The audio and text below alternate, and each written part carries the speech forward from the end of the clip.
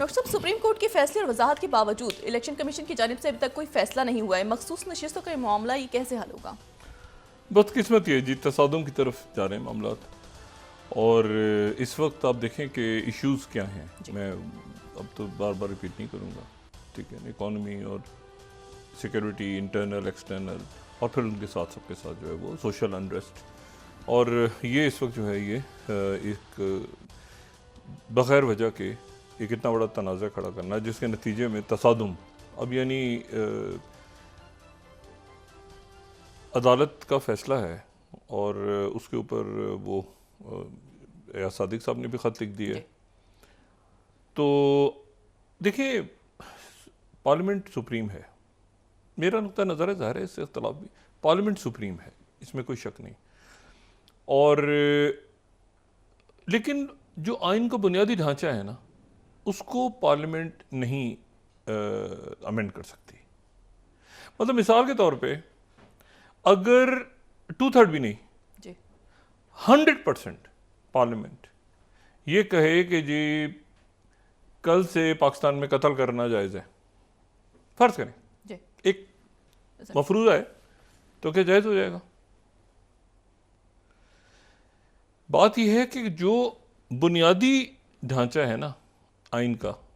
उससे हट के पार्लियामेंट कानून साजी नहीं कर सकती। अच्छा, आइनी अदालत जो है वो उसकी टाइमिंग्स, मैंने तो आपको सिर्फ एक मिसाल दी, मैं उसको इस अदालत के हवाले से एक बुनियादी ढांचे की बात की है कि हर मुल्क का एक बुनियादी ढांचा होता है जो उसकी शनाख्त होती है। ईरान का कॉन्स्टिट्यूशन है तो उसकी शनाख्त होगी, अगर वो अमेरिका का है तो उसका कुछ एक बुनियादी ढांचा होगा। एक बुनियादी ढांचा होता है ना, सदारती निज़ाम है, पार्लियामेंट है, मतलब उसका एक पूरा एक ढांचा होगा, ठीक है। यहाँ पे इस्लामी कवानीन है, सेकुलर, जो भी उसका हो, कम्युनिज्म है, जो भी उसका बुनियादी ढांचा होता है। अब इशू ये सारा कि ये एक बग़ैर वजह के एक बहस गलत वक्त पे शुरू हो गई है, और मुझे उस दिन तो बहुत ही जल्दी थी, अब भी बहुत, यानी अब ये ऑर्डिनेंस आ जाएगा, ऑर्डिनेंस की सूरत, ऑर्डिनेंस जो है वो चैलेंज होगा, बीच में फैसला आ सकता है अदालत का। अच्छा, एक जो इसमें बड़ी अजब सी बात हुई, एक तो उस दिन मैंने बात की थी कि जो साबिक सदर हैं आरिफ अलवी साहब, वो फ़ाल होंगे आने वाले दिनों में, तो वो फ़ाल आज हमें 2-3 दिन से फ़ाल नज़र आ रहे हैं। कल मौलाना साहब उनकी असद कैसर साहब की रिहाइश गाह पे गए, फिर आज वो मंसूरा में गए, आज वकला का बड़ा इज्तिमा हुआ लाहौर में। और उसके साथ अब एक बात बड़ी अजब सी है। अच्छा, वो बिल्कुल आप समझ लें कि यहाँ पे इस्लामाबाद के अंदर मैं इसको ये बयान कर रहा हूँ कि ये एक बात डिस्कस हो रही है। अब ये अमली जामा पहनाया जाता है कि नहीं पहनाया जाता अलग सी बात है, मगर इस अरेंजमेंट में मौजूद एक अहम जो है वो सियासी जमात, वो जो है उसने कहा है कि आईनी अदालत जो है एक अहम सियासी जमात, मैं बड़ी नहीं कह रहा वरना तो नाम सीधा चला जाता, तो मैं इसलिए अहम की तरफ, वो कोई भी हो सकती है, मुस्लिम नून भी हो सकती है, पीपल्स पार्टी भी कोई भी हो सकती है इस अरेंजमेंट में, उनकी तरफ से आईनी अदालत जो है उसके ऊपर इत्तेफाक हो गया, बड़ी हद तक वो मान गए। लेकिन वो ये कह रहे हैं कि उसके सरबराह चूंकि रिटायर्ड जज भी हो सकते हैं, तो इसलिए सबसे मुनासिब शख्सियत जिसके ऊपर ये मौजूदा जज साहिबान में से किसी को इतराज़ नहीं होगा, उनको सरबराह बनाया जाए, और वो हैं साबिक चीफ जस्टिस इफ्तिखार मोहम्मद चौधरी साहब।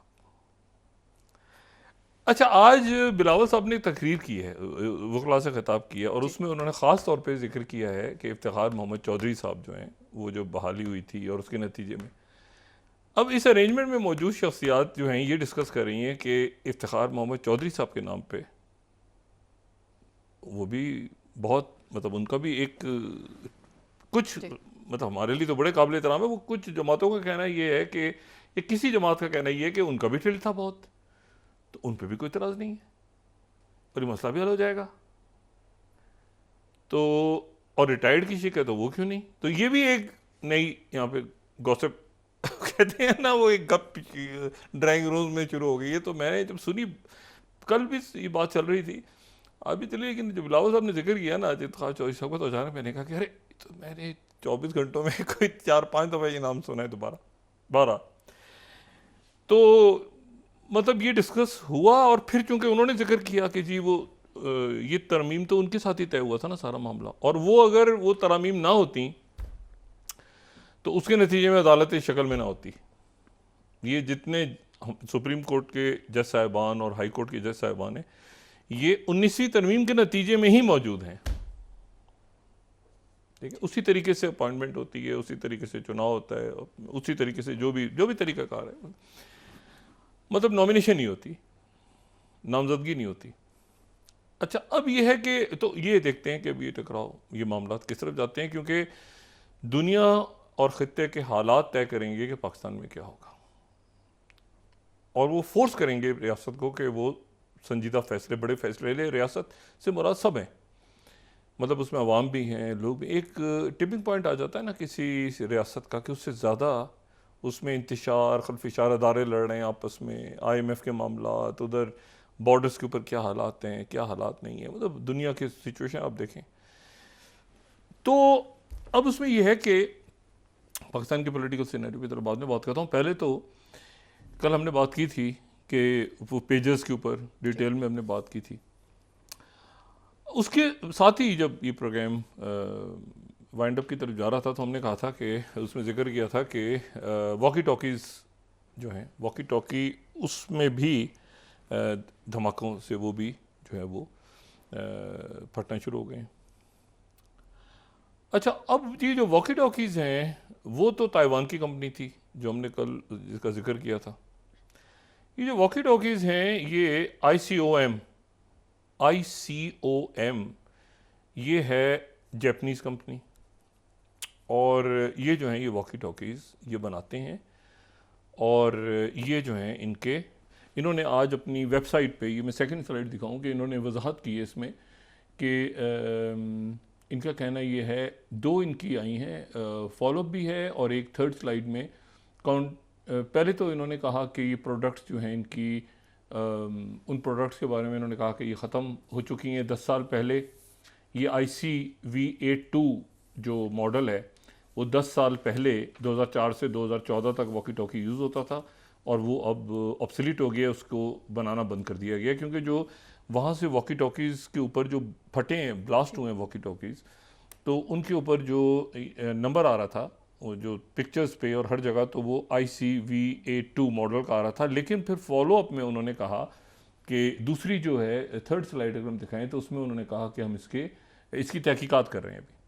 ठीक है, और ये जो है ये इसकी तहकीकात कर रहे हैं, काउंटर मेजर्स कर रहे हैं प्रोडक्ट्स के ख़िलाफ़। ये इन्होंने पहले ये बयान जारी भी इन्होंने कुछ अर्से पहले की ये स्टेटमेंट है कि भाई कुछ ऐसी मार्केट में चीज़ें मौजूद हैं जो कि हमारा ब्रांड यूज़ कर रही हैं और वगैरह वगैरह वगैरह। अच्छा, अब ये है कि ये जो वॉकी टॉकीज़ हैं, कल जैसे मैंने बात की थी कि बहुत से लोगों से पूछो कि पेजर देखे हैं कहीं, तो कहते हैं नहीं, फिर उनको याद दिलाएं कि ये रेस्टोरेंट्स में, फास्ट फूड में जो इस्तेमाल हो रहे होते हैं पेजर। तो अब वॉकी टॉकीज़ अगर मैं किसी से पूछूं, आम किसी से कि वॉकी टॉकी देखा है कभी, तो कहेंगे वो क्या होता है, वॉकी टॉकी तो हमने नहीं देखा। वॉकी टॉकी बहुत ज़्यादा, पेजर से भी ज़्यादा अगर कोई चीज़ कोई इस्तेमाल हो रहा होता है, पेजर की तरह ही ले लें, तो वॉकी टॉकीज़ तो बहुत ज़्यादा इस्तेमाल होते हैं। वॉकी टॉकीज़ जो हैं ये वो हैं जो आप को police, security forces, airport, army, ये जो फायर ब्रिगेड्स, और ये जो है ये पुश ऑन टॉक, यानी जैसे ये मोबाइल है ना, तो मोबाइल पे तो बात हो रही है ना, और भाई क्या हाल है, कैसे हो, खैरियत से हो, अच्छा, ये जो वॉकी टॉकी है ये पुश टू टॉक है। अब मेरे ख्याल से लोग समझ गए होंगे, ये वो है जो एयरपोर्ट्स पे लोग हाथ में होता है अक्सर, और उसमें देखा है आप, वो देखते हैं कि वो एक दफ़ा पुश करके वो बात करते हैं, ठीक है,